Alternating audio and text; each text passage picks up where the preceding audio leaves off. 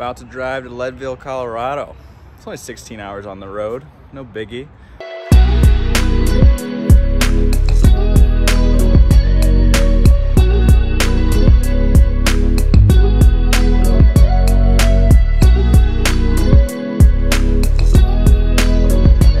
Right, here we are in Leadville, Colorado. Finally here after 4 months. This is crazy. All right, so I'm gonna do a quick altitude report. So I've been here for like 20 hours. I got in yesterday.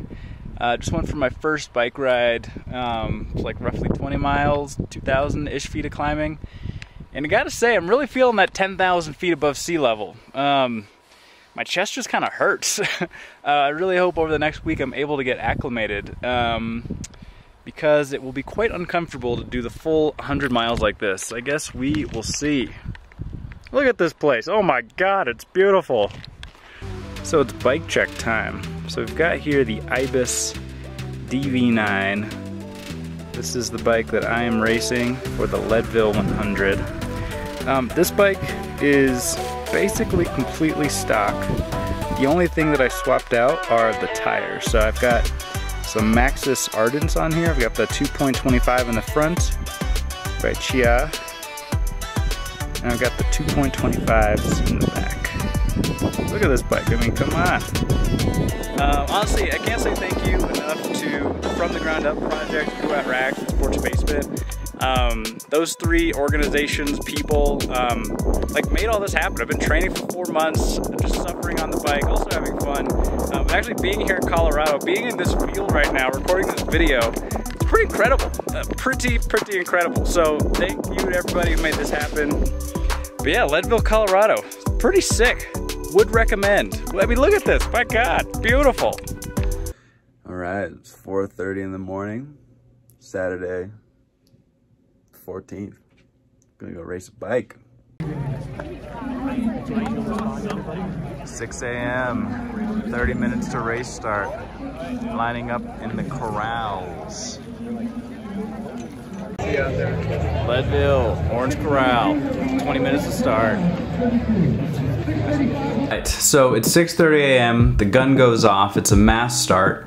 And I got a little time-lapse video here just to show what it looked like off the gun. This first section going through town was pretty easy. It was just paved roads. Folks were taking pretty reasonable lines. And then we pretty quickly get onto dirt to start some of the more tough stuff. So this is on the way to St. Kevin's, one of the first climbs. St. Kevin's was tough. This is it right here. People were kind of struggling a little bit, but you know, you make your way to the top. Keep going. So after you go through the steep part of St. Kevin's, it becomes a little bit flatter, a little more spread out, which is nice. There's this road section, which was awesome to go down and just terrible to come back up. That guy in the red is my German friend, Stefan. This guy in the pink saw me doing wheelies the other day. So they both passed me and I think finished in around 9 hours. So we're about done with the first climb and we are coming into the first major descent, power line. So this section is a little bit longer in this video because this is where I think I really shined. I was able to make up just a bunch of positions on people going down this. I just think because I do mountain bike riding that's a little more technical on average, and so to me this course was like pretty mellow, but I think for some folks it was a little hairier. So just making up position. One of the big things in this section is to call out when you're coming up. So you'll hear me throughout all this saying coming up on your left, coming up on your right, and this was just so folks knew that I was passing, and so they would hold their line. Hit a tree branch there, it was a little sketchy, but we're able to bring it back and make it work, which felt pretty good.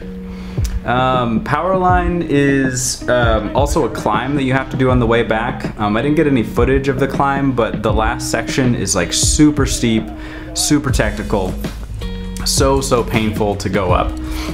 Once you go past the technical or the steep section going up, then you have to ride up all of this stuff that I'm going down right now. Look at these people on a tandem here, they're just killing it. There were like 3 or 4 tandem groups that I saw, and it just seems so...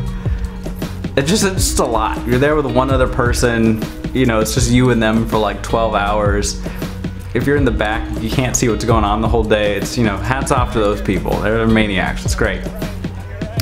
Alright, so we're getting near the bottom of Powerline here, continuing to make up ground on people. To be fair, most of these people, or a lot of these people, definitely caught me once we got to the flat sections and the uphill sections. So this was just like my moment of glory. Let's see.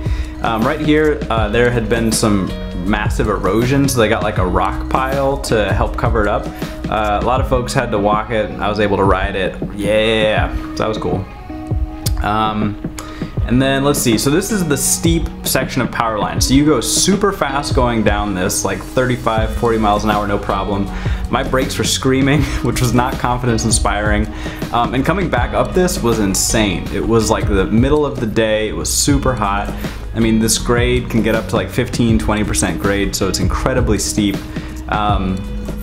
And it just keeps going, right? Like you're going 30 miles an hour down this hill and we're still going, then now imagine having to walk up that after you've ridden 70 miles of biking. Too much, much too much. Alrighty, so this is sort of wrapping up Powerline.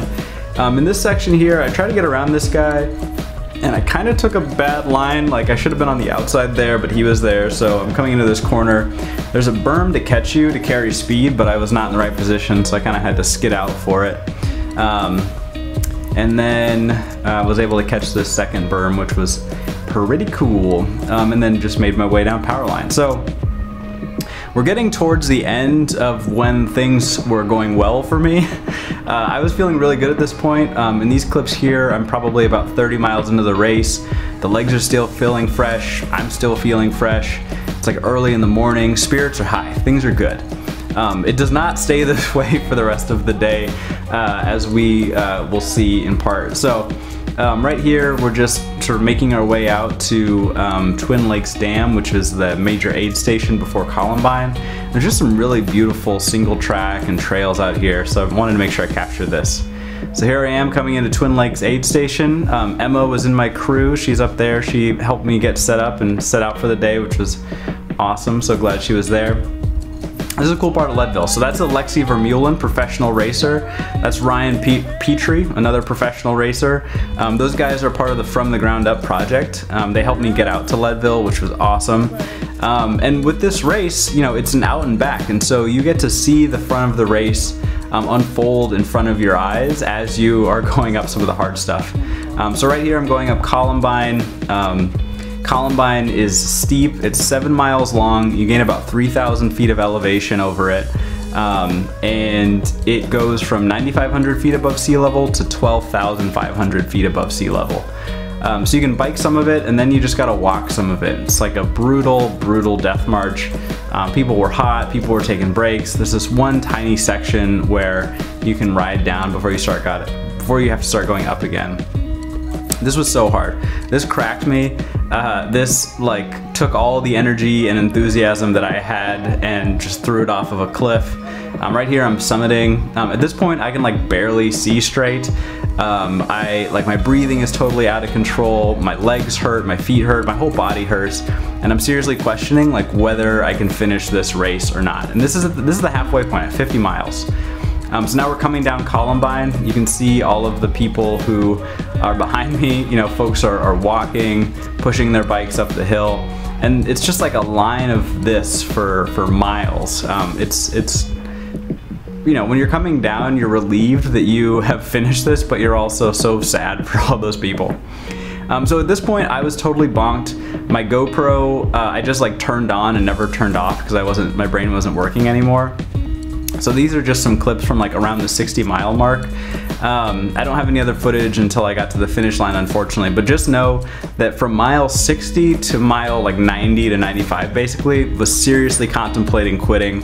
Had to fight super hard to make myself keep going. Ultimately I did. I'm so glad that I pushed through it. I was able to finish in 11 hours, 16 minutes, or no, sorry, 11 hours, 23 minutes, and 16 seconds. And here I am at the finish line, wheeling over the finish line because, you know, I gotta do something to say this race didn't fully beat me.